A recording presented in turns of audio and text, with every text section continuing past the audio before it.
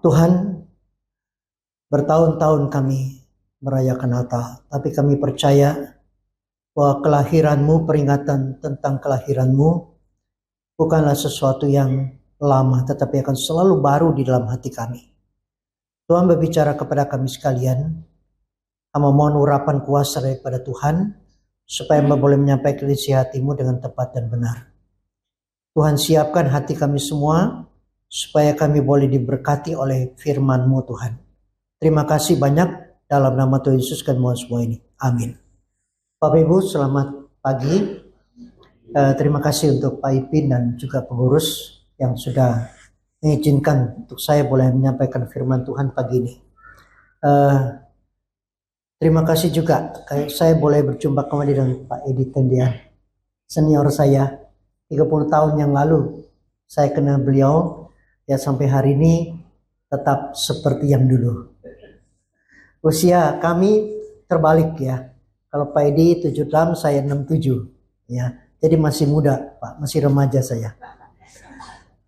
Bapak Ibu dan juga Frankie, teman saya juga dari Makassar, ya baru ketemu lagi, ya makin bertumbuh Frankie. Bapak Ibu, kita bersyukur kepada Tuhan di tengah segala kondisi dan situasi yang terjadi saat ini. Kembali kita diingatkan bahwa kita punya Tuhan yang sangat mengasihi kita. Nah, hari ini saya ingin membawa kita untuk belajar di bawah tema tunas adil bagi dunia. Kita membaca firman Tuhan dari Yeremia pasal 23 ayat 5. Sesungguhnya waktunya akan datang, demikianlah firman Tuhan, bahwa aku akan menumbuhkan tunas adil bagi Daud. Ia akan memerintah sebagai raja yang bijaksana dan akan melakukan keadilan dan kebenaran di negeri. Yeremia 23 ayat 5. Ayat firman Tuhan ini ada latar belakangnya, Bapak Ibu. Yaitu pertama, para pemimpin itu sudah tidak lagi memimpin umat dengan baik. Jadi umat itu dibiarkan berjalan apa adanya. Para pemimpin sudah tidak lagi memimpin umat dengan baik. Dan yang kedua, para pemimpin sudah tidak bisa berlaku adil dan benar.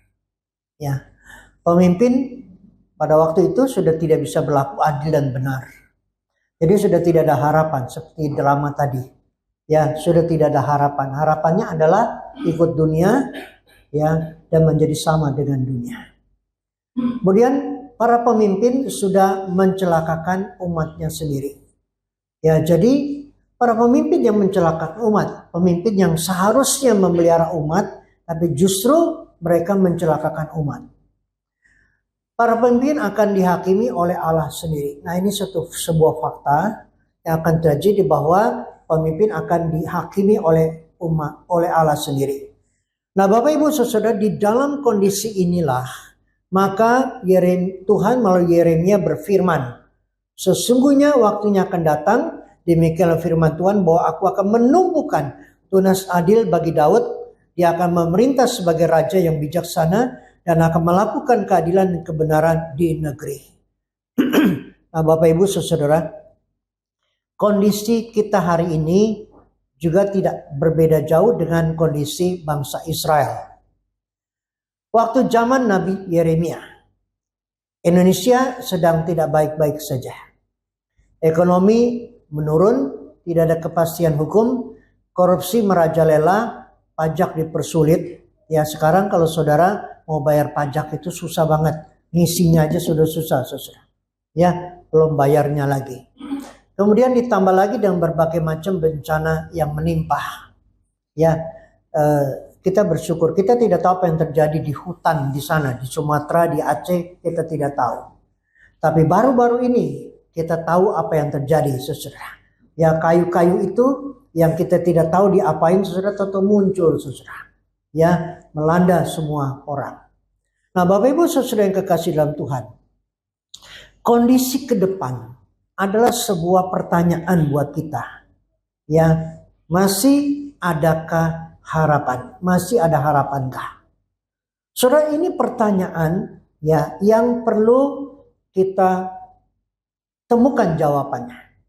So, kalau tidak demikian, pilihannya hanya dua. Saudara hancur atau saudara maju, tetapi maju menjadi sama dengan dunia ini. Tidak ada beda dengan dunia. Ya, hari Minggu aja kita disebut orang Kristen, tetapi kehidupan kita di dunia ini, di bisnis kita, di pekerjaan kita, di studi kita, di dalam segala sesuatu tidak beda dengan orang dunia. Sehingga orang dunia ya menganggap bahwa dia lebih baik daripada kita. Ya, pilihannya saudara adalah kalau saudara mau jadi jahat, jangan tanggung-tanggung, harus jahat betul saudara. Tapi apakah itu pilihan yang benar, yang tepat? Tentu tidak demikian. Saudara, Yesus lahir sebagai kegenapan janji Allah yang memberi pengharapan bagi Israel dan bagi kita hari ini.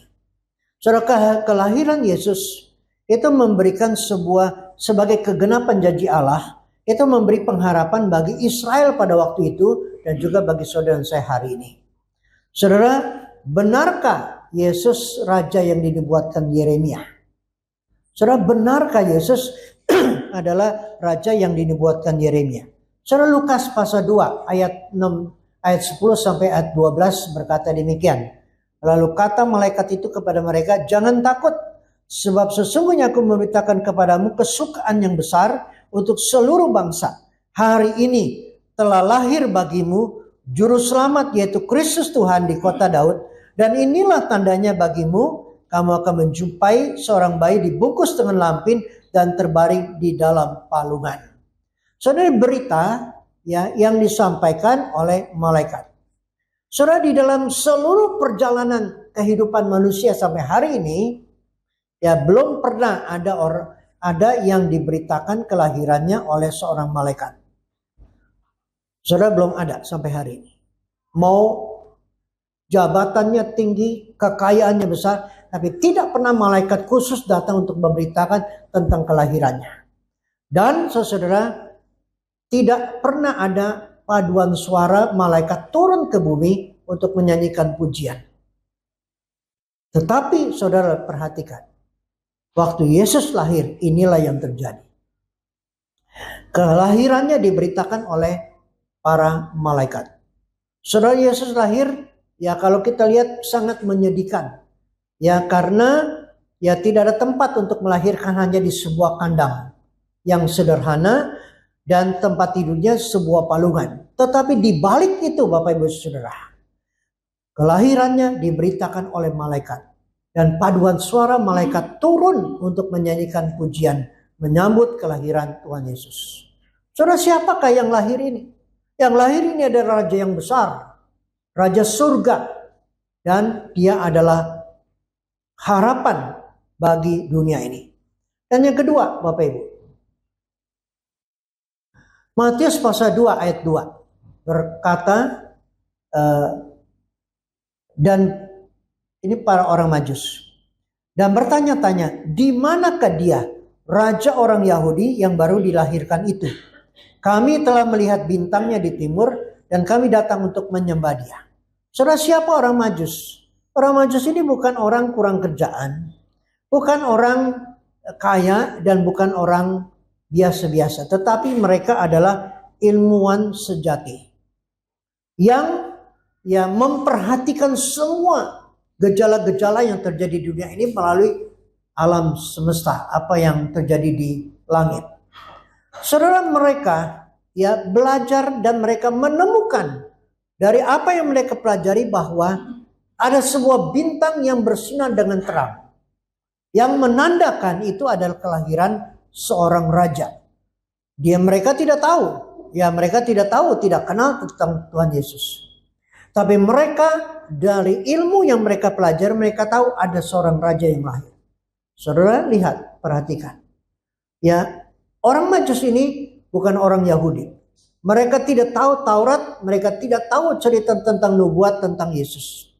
Tapi dari bintang yang mereka lihat, mereka tahu bahwa ada seorang raja yang lahir. Jadi Bapak Ibu saudara yang kekasih dalam Tuhan, mereka menempuh perjalanan yang panjang, yang jauh saudara, Hanya untuk apa, saudara? Berjumpa dengan raja itu dan mempersembahkan persembahan emas, kemenyan, dan mur. Saudara, apa yang diceritakan oleh Alkitab, perjalanan mereka bukan perjalanan yang mudah. Dan saudara, yang mengherankan adalah saudara, mereka jumpa seorang bayi yang sederhana saja, dan mereka mempersembahkan persembahan mereka. Lalu mereka pulang, saudara. Jadi perjalanan yang panjang yang berbulan-bulan lamanya, saudara. Itu hanya dikerjakan dalam enggak lama, saudara. Mereka datang menyembah, setelah mereka pulang.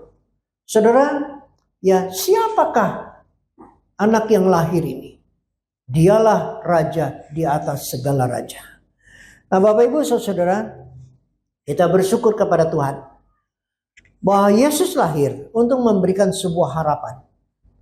Yaitu bahwa di tengah segala kekacauan dan segala situasi yang terjadi, bahwa ada sesuatu yang akan membangkitkan, yang akan memberikan harapan yang baru kepada dunia pada waktu itu orang-orang Israel. Dan juga kepada saudara dan saya. Saudara, waktu Yesus lahir ke dalam dunia ini, dikatakan bahwa dia namanya Immanuel, Allah yang menyertai kita. Jadi Allah yang besar, yang jauh, turun menyertai kita. Dan itu sesuatu perubahan yang sungguh luar biasa sekali terjadi, yaitu bahwa Allah yang jauh rela untuk datang ke dunia ini dan menyertai kita. Allah yang beserta dengan kita. Tetapi Bapak Ibu, hari ini yang terjadi adalah Roh Kudus, yaitu Allah, oknum ketiga itu diam di dalam kita selama-lamanya. Yohanes pasal 14 ayat 16 sampai ayat 17. Saudara, mungkin segala kekacauan yang terjadi pada zaman lalu tidak sehebat dengan kekacauan dan kejahatan terjadi sekarang ini, Bapak Ibu. Tapi kita melihat bahwa perubahan yang sedang terjadi itu juga sesuai dengan perubahan yang terjadi di dalam posisi Allah. Yaitu kalau pada zaman dulu itu Allah beserta dengan kita. Tapi zaman sekarang Allah yang tinggal di dalam kita. Soalnya perubahan ini perubahan yang sangat besar. Dan perubahan ini yang memberi saudara dan saya kekuatan untuk menempuh perjalanan hidup bagaimanapun sulitnya. Saudara, di dalam Lukas pasal 1 ayat 67 sampai 75. Saudara, dan Zakaria ayahnya penuh dengan Roh Kudus dan lalu bernubuat katanya, terpujilah Tuhan Allah Israel, sebab ia melawat umatnya dan membawa kelepasan baginya. Saudara perhatikan, ia menumbuhkan sebuah tanduk keselamatan bagi kita di dalam keturunan Daud, tunas adil dari Daud. Hambanya itu seperti yang telah difirmankannya sejak purbakala oleh mulut nabi-nabinya yang kudus untuk melepaskan kita dari musuh-musuh kita dan dari tangan semua orang yang membenci kita, untuk menunjukkan rahmatnya kepada nenek moyang kita dan mengingat akan perjanjian yang kudus, yaitu sumpah yang diucapkannya kepada Abraham, bapa leluhur kita, bahwa ia mengaruniai kita supaya kita terlepas dari tangan musuh, dapat beribadah kepadanya tanpa takut dalam kekudusan dan kebenaran di hadapannya seumur hidup, saudara. Dan ini ada nubuat yang disampaikan oleh Zakaria, ayah dari Yohanes Pembaptis, tentang siapa yang lahir, yaitu Tuhan Yesus. Dan dia dikatakan dia adalah tanduk keselamatan bagi kita di dalam keturunan Daud. Dan dialah yang akan melepaskan kita dari segala musuh kita, dari tangan semua orang yang membenci kita. Saudara, ini sesuatu kekuatan yang saudara harus tahu. Bahwa dia lahir bukan bermasa bodoh dengan segala situasi dan kondisi kita. Tapi dia adalah yang melepaskan kita dari segala musuh kita. Dan saudara, supaya kita bisa beribadah kepadanya tanpa takut dalam kekudusan kebenaran di hadapannya seumur hidup kita. Saudara, itulah Yesus yang lahir, yang memberikan harapan buat saudara dan saya. Saudara, Yesus lahir untuk menunjukkan kepada kita kuasa, kasih, dan harapan yang pasti untuk sebuah kehidupan yang lebih baik. Di dalam dia Tuhan Yesus Kristus Juru Selamat dan Tuhan kita. Jadi Bapak Ibu saudara yang kekasih dalam Tuhan, kondisi boleh menurut, kondisi boleh berubah saudara. Tetapi satu hal yang saudara saya harus tahu bahwa Dia lahir untuk memberikan kepada kita, menyatakan kepada kita kuasanya yang hebat, kasihnya yang besar, dan harapan yang pasti untuk sebuah kehidupan yang lebih baik ke depan. Saudara, bagaimana kita meresponinya? Ini yang paling penting. Saudara, Yesus itu bukan sekedar bayi yang sederhana yang lahir, tapi Dia adalah Raja di atas segala raja. Tapi bagaimana saudara saya meresponi dalam kondisi kita sekarang? Yang pertama, saudara yang harus saudara pahami, yaitu yang paling utama, saudara saya harus mengalami perjumpaan pribadi dan membangun relasi yang intim dengan Tuhan Yesus dalam keseharian hidup kita. Saudara, inilah dasarnya. Saudara, dasar yang paling tepat yang kita membangun kehidupan kekristenan kita adalah perjumpaan pribadi dengan Tuhan. Kalau saudara belum jumpa secara pribadi dengan Tuhan, hanya karena agama, hanya karena keturunan, hanya karena kewajiban, kebiasaan dan segala sesuatu, saudara, tidak ada artinya buat saudara dan saya. Kita nggak akan kuat menghadapi hidup ini. Tapi perjumpaan pribadi kita dengan Tuhan yang akan membuat kita terikat, mengikatkan diri kita dengan Tuhan yang mengasihi dan sudah berkorban bagi kita di atas kayu salib. Dan saudara, membangun relasi yang intim dengan Tuhan dalam keseharian hidup kita. Setelah kita jumpa dengan Tuhan, tidak berhenti di situ saja, tapi kita membangun relasi yang intim dengan Tuhan Yesus di dalam keseharian hidup kita. Saudara, ini hal yang paling mendasar dalam kehidupan kita. Sebab kalau tidak demikian Bapak Ibu Saudara, waktu kita mendengar, waktu kita melihat sebuah kenyataan di dalam kehidupan kita, kita menemukan bahwa kita adalah orang yang banyak mengalami kegagalan. Saudara, tapi perjumpaan pribadi kita dengan Tuhan akan membawa kita untuk bukan hanya saudara tahu tentang Tuhan, tapi kenal dan mengalami Kristus secara pribadi. Saudara, penting sekali. Kalau saudara dan saya cuma tahu tentang Tuhan, tapi kita tidak kenal Dia secara pribadi dan tidak mengalami Dia secara pribadi dalam kehidupan kita, maka kekristenan kita kosong, saudara. Saudara, tunggu saja waktunya, ya iblis akan jungkir balikan kita untuk tinggalkan Tuhan. Saudara, hari ini 67 tahun saya ikut Tuhan. Hanya satu kata yang keluar dari mulut saya, Tuhan itu baik. Tuhan itu sangat baik dan Tuhan itu teramat baik. Saudara, bisakah itu keluar dari mulut kita? Saudara, memang hidup ini tidak mudah. Hidup ini tidak lancar jalannya. Saudara, tidak smooth. Kadang-kadang kita harus turun untuk menemukan ya keputusasaan, menemukan kegagalan dan segala sesuatu. Tapi masih bisakah kita berkata bahwa Tuhan itu adalah Tuhan yang baik? Bapak Ibu saudara yang kasih dalam Tuhan, ini bukan sekedar saudara tahu, tapi saudara harus kenal, saudara harus mengalami, baru saudara dan saya bisa berkata seperti itu. Saudara-saudara yang kekasih dalam Tuhan, ada 3 hal yang kita harus lakukan. Yaitu yang pertama, saudara, belajar percaya dan bergantung sepenuhnya kepada Tuhan dalam segala situasi dan kondisi. Saudara, kadang-kadang kita menemukan bahwa doa kita itu tidak langsung dijawab. Kadang-kadang kita menemukan tidak ada jalan keluar. Sepertinya semuanya buntu. Sepertinya semuanya ya tidak berpihak kepada kita. Saudara, kita harus menemukan bahwa pertolongan kita itu, saudara, kadang-kadang, saudara, ya tepat pada waktunya, saudara. Ya tidak sedetik lebih cepat, ya tetapi, saudara, tidak juga sedetik lebih lambat. Tepat pada waktunya. Namun, Bapak Ibu Saudara, ya kalau kita sedang menghadapi masalah, ya kita kadang-kadang menemukan bahwa kita tidak sabar menunggu.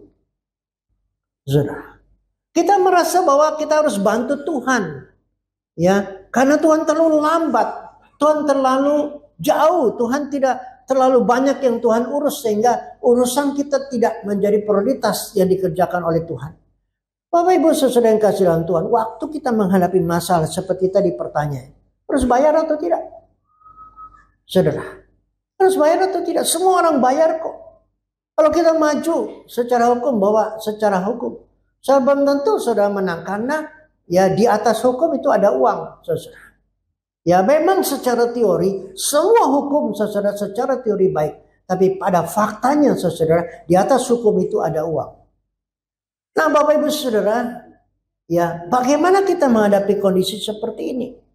Saudara, itu sebabnya di dalam segala situasi dan posisi kehidupan kita, Tuhan sedang mengajar kita untuk belajar percaya kepada Tuhan.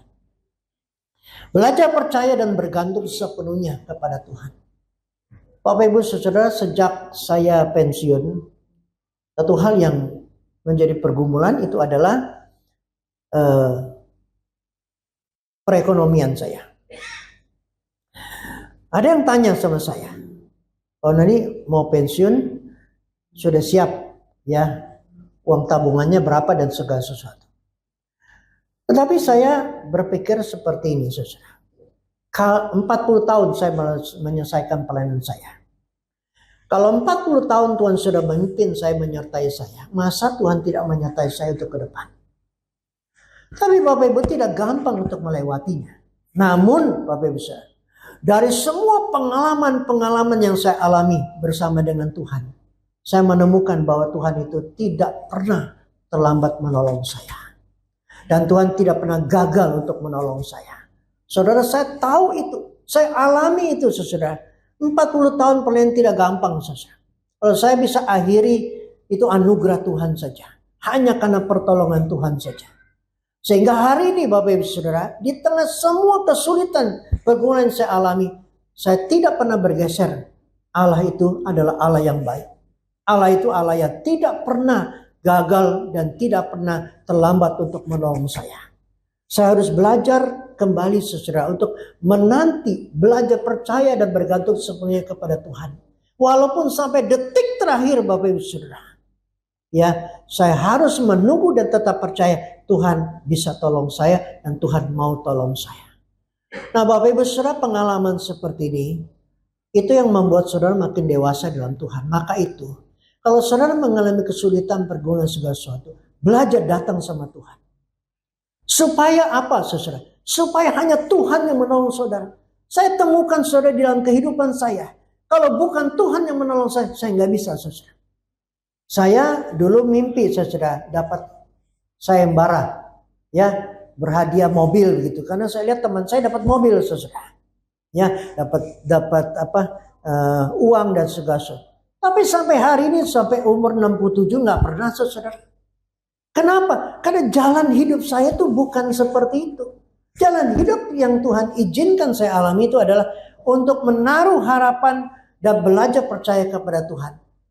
Lalu bagaimana? Saya kecewa? Enggak, saudara. Saya jalani itu. Karena itu jalan yang Tuhan tetapkan buat saya. Saya jalani. Kalau itu baik buat Tuhan, di mata Tuhan, kenapa saya harus memberontak dan melawan?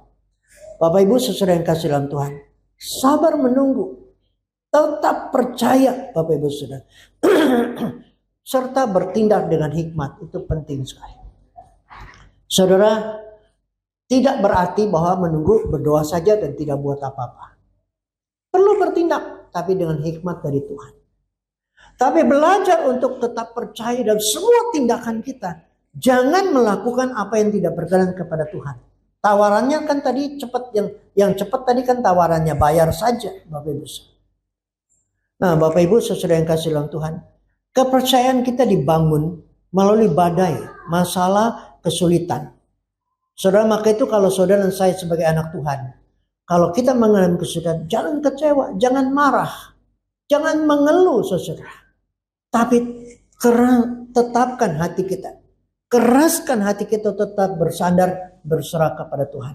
Satu hari engkau dan saya akan menemukan bahwa Tuhan menolong saudara.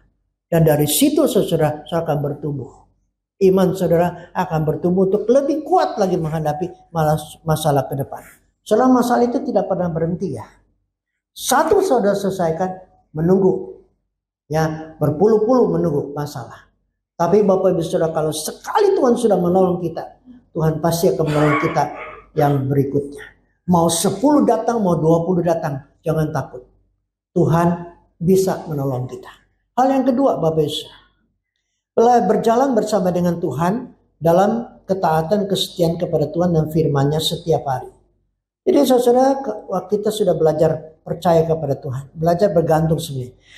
Yang kedua, saudara, saya harus berjalan bersama dengan Tuhan di dalam ketaatan, kesetiaan kepada Tuhan dan kepada firman-Nya. Saudara, dunia ini banyak sekali persoalan penipuan dan segala sesuatu. Saudara, kalau sampai hari ini saya belum pernah terkuras tabungan saya dengan WA dan segala sesuatu. Saya tahu itu anugerah Tuhan. Bukan karena kekuatan saya, bukan karena kehebatan saya. Ada orang yang berkata supaya tidak dikuras, sudah gak usah punya handphone, gak usah punya tabungan di bank. Itu kebodohan, Pak Beus. Bukan itu. Ya, tetapi yang paling penting adalah berjalan bersama dengan Tuhan dalam ketaatan kesetiaan kepada Tuhan dan firman. Bapak Ibu Saudara, banyak orang mengatakan, untuk apa hidup benar, hidup jujur? Ya, orang jujur masuk kubur katanya.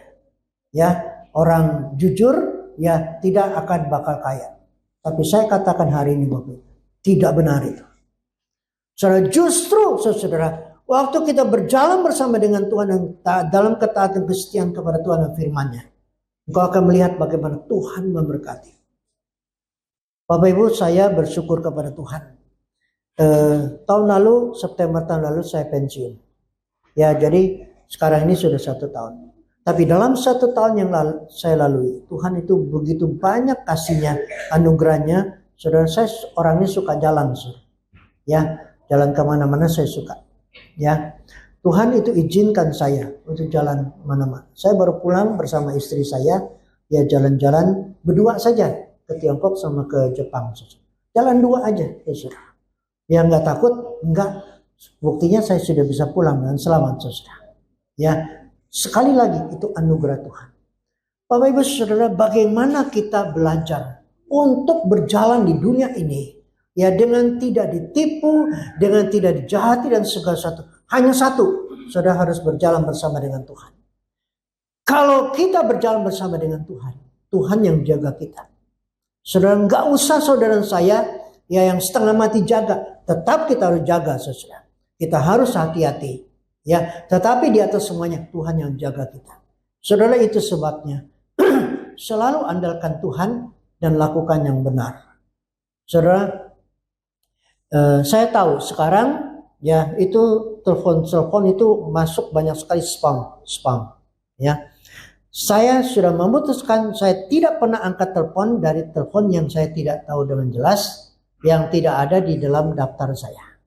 Ya, mau itu, aduh nanti kira-kira kalau pesanan gimana ya, khususnya bagi saudara yang pedagang-pedagang di sini ya, kan nomor teleponnya kan asing-asing. Ya, gimana ini? Bapak Ibu Saudara, ya Tuhan akan jaga kita. Tetapi Bapak Ibu Saudara, satu hal yang penting, selalu mengandalkan Tuhan. Saudara, jangan pernah keluar rumah tanpa berdoa kepada Tuhan. Jangan pernah menyetir mobil tanpa berdoa kepada Tuhan. Saudara, saya menemukan sampai hari ini, ya, setiap kali saya berdoa, Tuhan jaga saya untuk pergi dan pulang dengan selamat. Saya bisa pulang dengan selamat. Dan sesudah sampai di rumah saudara, satu kata yang keluar, Tuhan terima kasih. Saya tahu saya bisa selamat. Ya, ini karena pertolongan Tuhan. Tuhan yang jaga mobil saya dari rencana orang jahat dan segala sesuatu. Saudara, saya tidak tahu bagaimana ya waktu mobil berhadapan gini, saya tidak tahu mobil itu ngantuk atau tidak. Saya nggak tahu. Ya, kan saya nggak bisa jagain, betul tidak? Saya yang bisa saya jagain adalah mobil saya. Tapi mobil samping kiri saya, siapa yang jaga? Saudara, Tuhan yang akan jaga. Oleh karena itu Bapak Ibu Saudara yang kasih dalam Tuhan, waktu saudara berjalan bersama dengan Tuhan, saudara akan menemukan betapa indahnya untuk selalu mengandalkan Tuhan. Saudara jangan berpikir, itu doa rutin saja kalau kita mau pergi, Tuhan lindungi mobil saya bisa pergi dan pulang dengan selamat. Itu rutin aja. Tuhan juga tahu sudah berulang-ulang kita doakan. Oh enggak Bapak Ibu Saudara. Waktu saudara menyampaikan permohonan saudara kepada Tuhan. Waktu saudara mengenalkan Tuhan, Tuhan akan jaga saudara. Tuhan akan lindungi saudara. Maka itu Bapak Ibu Saudara, jangan anggap itu sebagai sebuah kebiasaan. Tapi anggaplah itu sebagai sebuah kebutuhan yang harus keluar dari dalam diri kita. Untuk selalu mengenalkan Tuhan dalam hidup kita. Tapi Bapak Ibu Saudara ingat, lakukan yang benar. Jangan bermain-main dengan dosa. Jangan pelihara dosa Bapak Ibu Saudara. Karena waktu saudara mengenalkan Tuhan, sementara saudara berhidup dalam dosa saudara, gak bisa. Kosong saudara. Doa saudara kosong. Ya, apa yang saudara panjatkan kepada itu kosong saudara. Karena iblis akan berbicara, lu sudah berbuat dosa, mau minta tolong Tuhan lagi.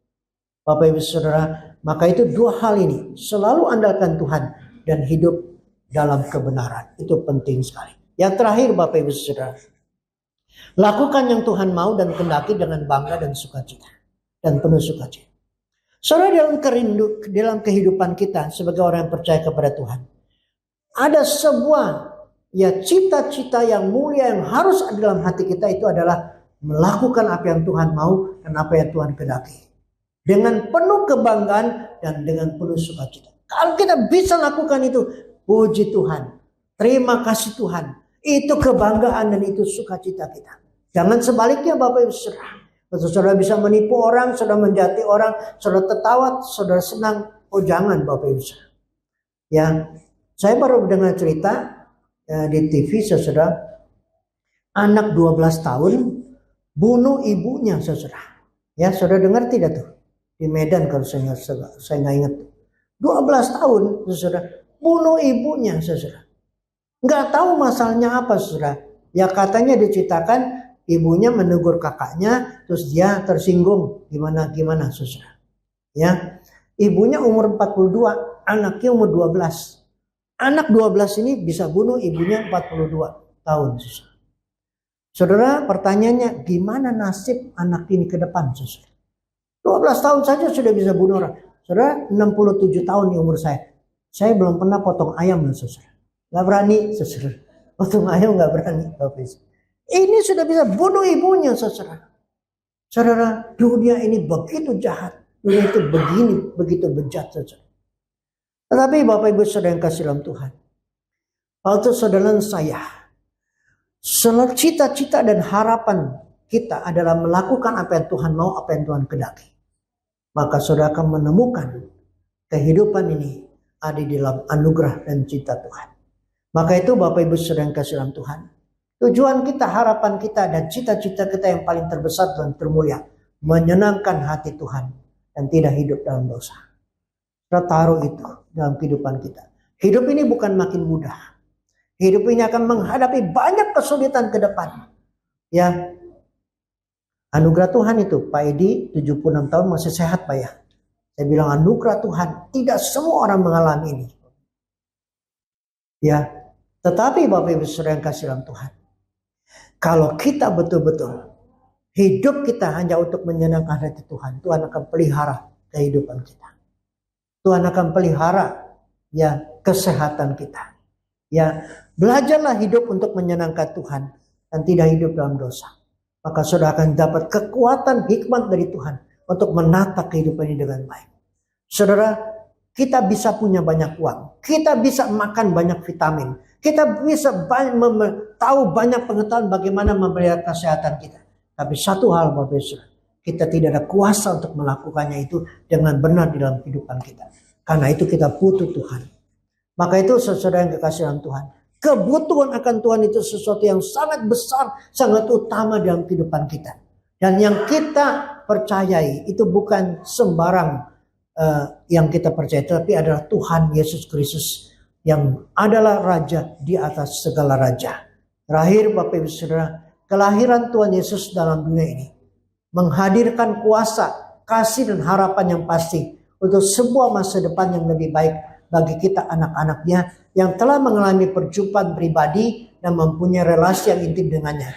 Oleh karena itu ada 3 hal yang harus kita lakukan. Pertama, belajar percaya dan bergantung sepenuhnya kepada Tuhan dalam segala situasi dan kondisi. Kalau saudara menghadapi masa, datang kepada Dia, serahkan kepada Dia, cerita sama Tuhan. Tuhan sangat peduli kepada kita. Yang kedua, berjalan bersama dengan Tuhan dalam ketaatan kesetiaan pada Tuhan dan firman-Nya setiap hari. Saudara, jangan biarkan satu langkah pun, satu tindakan apapun dalam kehidupan saudara yang tidak berkenan kepada Tuhan. Lakukan, belajar taat dan setia kepada Tuhan. Engkau dan saya akan menemukan ada anugerah Tuhan setiap waktu dalam kehidupan kita. Dan yang terakhir Bapak Ibu, lakukan yang Tuhan mau dan kehendaki dengan bangga dan penuh sukacita dalam perilaku hidup kita. Saudara, kita tidak menjadi manusia yang munafik. Kita tidak menjadi orang yang pura-pura baik. Tapi sebenarnya di dalamnya ada banyak kepalsuan. Tapi kita hidup sebagai orang apa adanya saudara. Yaitu melakukan apa yang Tuhan mau, apa yang Tuhan kehendaki. Tuhan memberkati kita.